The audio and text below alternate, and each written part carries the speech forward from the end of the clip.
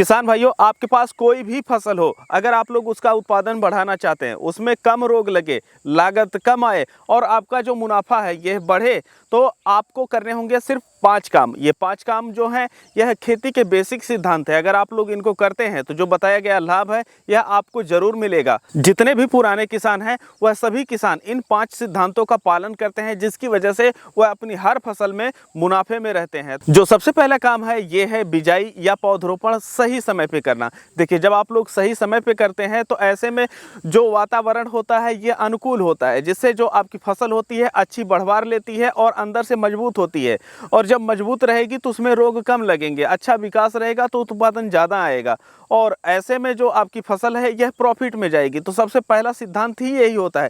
अब कुछ लोग कहेंगे कि हम अगेती करते हैं, पछेती करते हैं, तो देखिए, अगर आप नए किसान हैं तो ये अनुकूल मौसम में करना चाहिए, लेकिन अगर आपके पास काफ़ी अच्छा अनुभव हो गया है तो उसे आप लोग अगेती और पछेती में कर सकते हैं। इसी वजह से कहा जाता है कि अगर आप लोग नए किसान हैं तो सबसे पहली बार जब खेती कर रहे होते हैं तो सही समय से ही खेती करें, जिससे आप लोगों को जो समस्याएं होती हैं उनका सामना ज़्यादा ना करना पड़े। अब हमारा जो दूसरा काम होता है वो है फसलों में पानी देना। देखिए, हर फसल की जो आवश्यकता होती है पानी की अलग अलग होती है।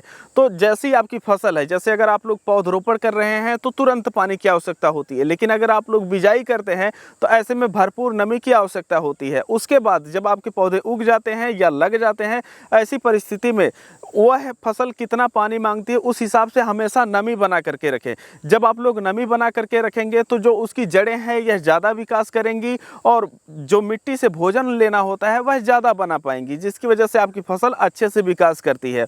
तो इस वजह से ये ज़रूरी हो जाता है कि आप सही समय पे उसमें नमी बना करके रखें, पानी दीजिए। अब होता क्या है कि जैसे आप लोग देखिए, अगर आप लोग खरीफ का मौसम चल रहा है और ऐसे में अगर आप लोग धान लगाते हैं, धान में अगर पानी की कमी हो जाए, बारिश ना हो, तो आप लोग देखते हैं कि जो धान की फसल का उत्पादन होता है यह बहुत ज़्यादा प्रभावित हो जाता है। अगर आप लोग सब्जियों की खेती करते हैं तो आप लोगों को अंतर बहुत ज़्यादा स्पष्ट देखने को मिलता है।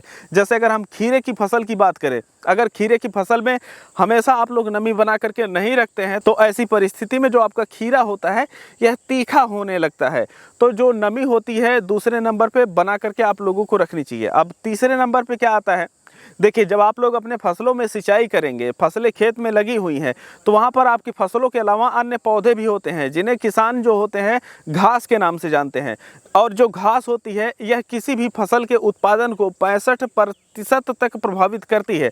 जो आपके कीट होते हैं, जो फंगस होते हैं, उतना ज़्यादा प्रभावित नहीं करते हैं जितना कि घास करती है। जैसे जब भी आप लोग खाद डालते हैं तो ऐसे में जो घास होती है इसकी जो जड़ें होती हैं ऊपरी सतह में होती हैं और जो आपकी खाद होती है ये ऊपरी सतह से नीचे जाती है। तो ऐसे में होता यह है कि जो घास की जड़ें हैं यह जालीदार हैं, ऊपर हैं, तो वह तुरंत आपके द्वारा दिए गए जो उर्वरक है, चाहे वह रासायनिक हो या ऑर्गेनिक, उसको तुरंत उठा लेती हैं। आप लोग देखते होंगे जब भी आप अपनी फसल में खाद डालते हैं तो आपके फसल पे वह असर दिखने से पहले जो घास होती है यह बहुत ज़्यादा हरी भरी हो जाती है या उसका विकास जो होता है यह ज़्यादा होने लगता है। तो अगर आपके खेत में घास लगी हुई है तो उसको हटा दीजिए। अगर हटा देते हैं तो जो आपकी फसल है इसका 65% जो उत्पादन है यह फिक्स हो जाता है कि अच्छी तरीके से ही होगा। लेकिन आज के समय में काफ़ी लोग मार्केट में ऐसे हैं जो बोलते हैं घास की कटाई मत कीजिए, उसकी मल्चिंग कीजिए। लेकिन अगर आप लोग घास की कटाई करके मल्चिंग करेंगे तो जो घास की जड़ें होती हैं यह मिट्टी को लॉक कर देती हैं और जो मिट्टी में ऑक्सीजन की सप्लाई होती है यह रुक जाती है और जो आपकी मिट्टी ठोस होती है इसकी वजह से जो आपकी फसलों की जड़ें होती हैं यह सही से विकास नहीं कर पाती हैं।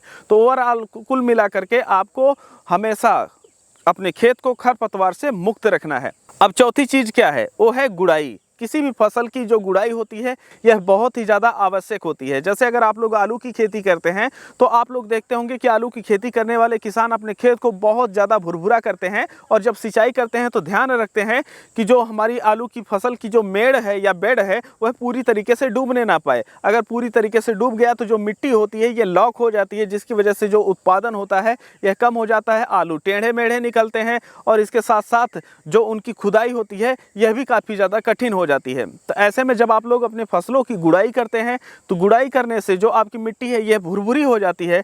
भुरभुरी होने के साथ साथ उसमें जो ऑक्सीजन की सप्लाई होती है यह बढ़ जाती है। अब आपकी मिट्टी भुरभुरी है, ऑक्सीजन की सप्लाई भी उसमें ज़्यादा है, तो ऐसे में जो पौधे की जड़ें होती हैं यह ज़्यादा विकास करती हैं। और जब आप लोग गुड़ाई करते हैं तो जो घास होती है यह भी कट करके उसी में ख़त्म हो जाती है। तो कुल मिला करके जब आप लोग गुड़ाई करते हैं तो आपकी फसल का जो विकास होता है यह बहुत ही अच्छी तरीके से होने लगता है। अगर आप लोग गुड़ाई नहीं करते हैं तो जो आपकी फसल का विकास है यह बहुत ज़्यादा तक प्रभावित हो जाता है। अब जो पांचवी चीज़ है, आप लोग बोल रहे होंगे कि भैया इतना सारी चीज़ें हम किए, लेकिन जो फर्टिलाइज़र का नंबर आता है यह 5वें नंबर पे आता है। इसका कारण ये है कि अगर आप लोग सही समय पे पौधरोपण या बिजाई नहीं करते हैं, उसमें खरपतवार लगे रहते हैं, गुड़ाई नहीं करते हैं, तो जो आप लोग फर्टिलाइज़र देते हैं यह आपके पौधों की जड़ों अच्छे से नहीं पहुंच पाता है। और ऐसी परिस्थिति में जो घास होती है वह उर्वरक को उठा लेती है और आपके पौधे को बहुत ही कम मात्रा में उर्वरक मिल पाता है, चाहे आप रासायनिक तरीके से कर रहे हो या ऑर्गेनिक तरीके से कर रहे हो। तो अगर आप लोग बताए गए 4 काम अच्छे से करते हैं तो जब आप लोग अपनी फसल में उर्वरक डालने जाते हैं तो जो आपका उर्वरक होता है यह जो आपके पौधे होते हैं अच्छी तरीके से उठा लेते हैं, जिससे अच्छी तरीके से विकास करते हैं और उनमें रोग कम लगते हैं और जो आपका उत्पादन होता है काफ़ी ज़्यादा बेहतर होता है। तो ये जो 5 चीज़ें थी यह बहुत ही ज़्यादा ज़रूरी थी, जिन्हें आप लोग करके जो अपनी फसल है उसका जो उत्पादन होता है यह बढ़ा सकते हैं।